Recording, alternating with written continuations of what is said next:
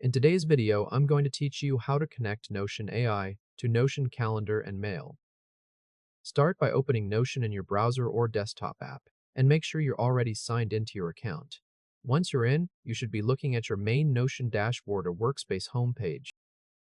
Now move to the left sidebar and scroll down toward the bottom. You'll see the Settings option with the gear icon.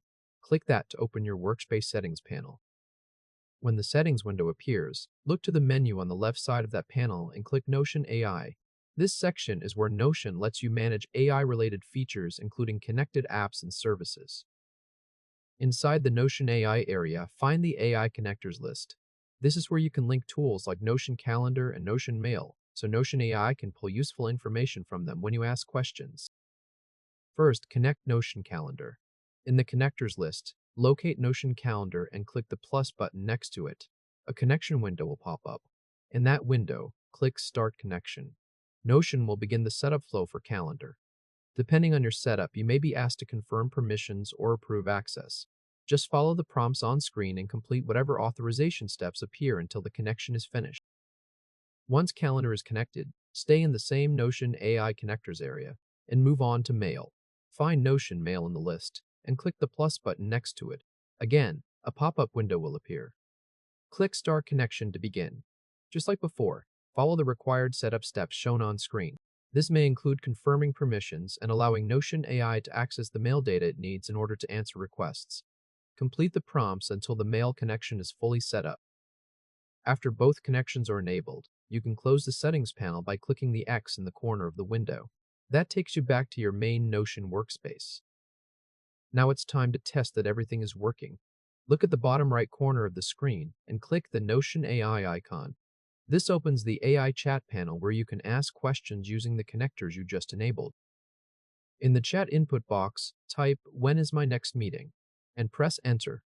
Because Notion Calendar is now connected, Notion AI should be able to look at your upcoming schedule and respond with information about your next event or meeting. Next, in the same chat, type "Summarize my most recent emails" and press Enter. Since Notion Mail is connected, Notion AI should now be able to review recent mail activity and give you a short summary directly in the chat. That's the core setup done. You've now connected Notion AI to both Notion Calendar and Mail, and you can use natural language prompts to pull information from both services inside Notion.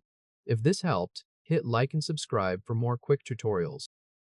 If you ever want to manage these connections later, the process is simple. Go back to the left sidebar and click Settings again. Then choose Notion AI from the left menu, just like before. In the Connectors area, find the service you want to adjust, such as Notion Calendar or Notion Mail. Next to that specific connector, click the gear icon. This opens the management options for that connection.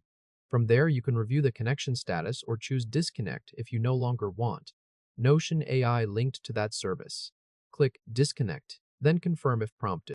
The same area can also be used later if you decide to reconnect the service again. So if you change your mind at any point, you're not locked in.